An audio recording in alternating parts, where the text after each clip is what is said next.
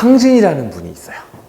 이 황진이라는 사람이 워낙에 유명해서 이 황진이가 좀 콧대가 높았어요. 콧대가 높았는데 어느 정도였냐면 이 황진이라는 분이 좀 이제 자기가 어떤 남자도 유혹할 수 있다 막 이래가지고 막 굉장히 이름이 높은 고승 있죠. 그 사람한테도 막 찾아가가지고 막 파괴시키고 왕족도 막 유혹하고 막 이러고 살았단 말이에요. 그런데 그때 당시에 황진이가 살고 있던 데가 송도라는 곳인데 거기에 송도 삼절이라 그래서 송도에서 가장 뛰어난 세 개의 대상이 있었어요. 그 중에 하나가 황진이, 그 중에 하나가 박연폭포, 마지막이 서경덕이라는 분이었습니다.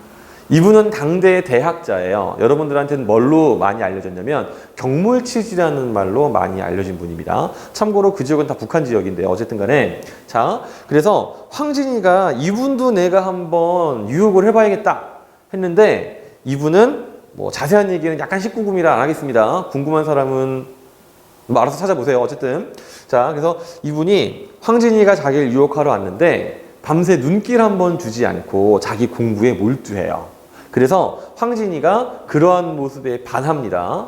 그리고 한편 서경덕도 사람인지라 황진이의 아름다운 모습과 뛰어난 재주에 반해서 서로 사랑하게 됐다라는 것이 보통 사람들에게 알려진 정설이에요. 그런데 황진이는 황진이 나름대로, 그 다음에 서경덕은 서경덕 나름대로 각각 추구하던 바가 있기 때문에 서로 연인 관계가 된 것은 아니고요. 그냥 각각 자기의 갈 길을 걸어가게 됩니다. 근데 그러면서 계속 서로 그리워하게 됐다 그래요.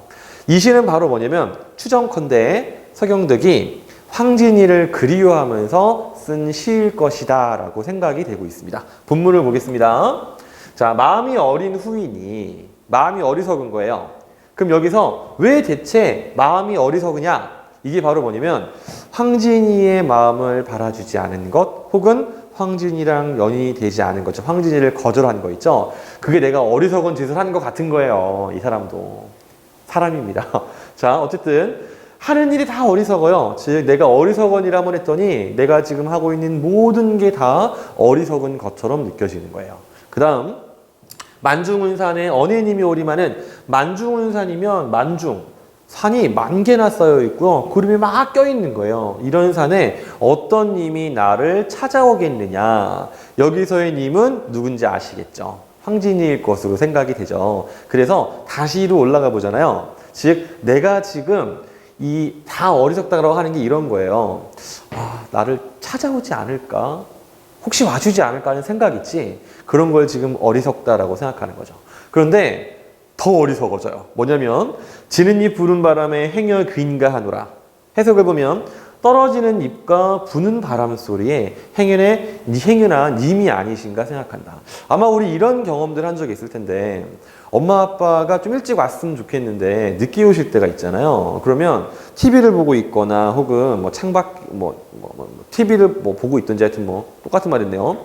아니면 뭐 컴퓨터를 하고 있든지 하여튼 뭔가 하고 있다가 밖에서 뭔가 부스럭 소리만 나도 엄마다 하고 뛰어나갈 때 있죠. 이 예시가 적절치 않으면 좋아요. 치킨을 시켰어요. 막 와놔요. 그런데 밖에서 오토바이 소리가 막 들리면 자기도 모르게 몸이 들썩 이렇게 움직이죠. 그런 상황이 된 거예요. 그래서 지금 이 시의 내용은 추정컨대 아마 황진이를 거절하는 것을 후회하면서 황진이가 자기를 찾아오기를 바라면서 그리고 그 마음의 간절함 때문에 이런 착각을 일으키는 것이 아닐까라고 생각을 해볼 수가 있겠습니다. 참고로 선생님은 지금 굳이 서경덕과 황진이의 얘기를 꺼냈지만 꼭 그렇게 보지 않아도 상관은 없어요. 그냥 이분이 따로 사랑하는 사람이 있었는데 뭔가 그분과 어리석은 일을 저지르고 그가 찾아오기를 바라는 시였다. 이렇게 해석해도 무리는 없습니다. 다만 기왕의 얘기가 나온 김에 이거에 대한 황진이의 답가로 추정되는 시를 보도록 하겠습니다. 자, 내 언제 무신하여 님을 언제 소격간대. 즉 내가 언제 당신에게 믿음을 잃었고 또 언제 당신을 속였기에 이런 얘기예요. 그 다음 월침 삼경에 온 뜻이 전혀 없네. 달이 지는 한밤중에 님이 나를 찾아오는 기척이 전혀 없네. 즉 당신도 나를 전혀 찾아오지 않고 있네요 라는 뜻이겠죠.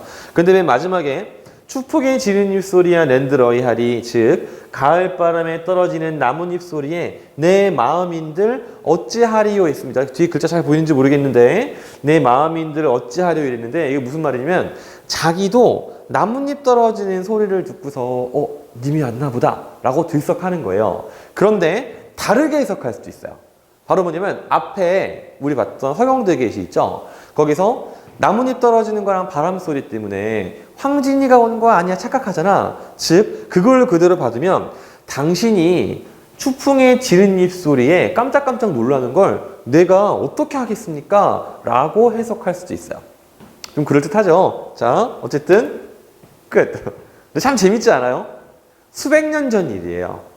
수백 년 전 일인데 그때 당시 사람들이 주고받았던 노래, 편지 이런 게 아직까지도 우리한테 굉장히 재미가 있기도 하고 한편으로는 그 상황에 공감하기도 하고 그리고 거기에 재미를 느낄 수도 있고요. 그리고 이 이야기가 아마도 또 수백 년간 사람들에게 전달되겠죠. 선생님은 그런 것이 바로 문학이 가지는 여러 가지 힘 중에 아닐까 생각을 합니다. 고생 많았습니다.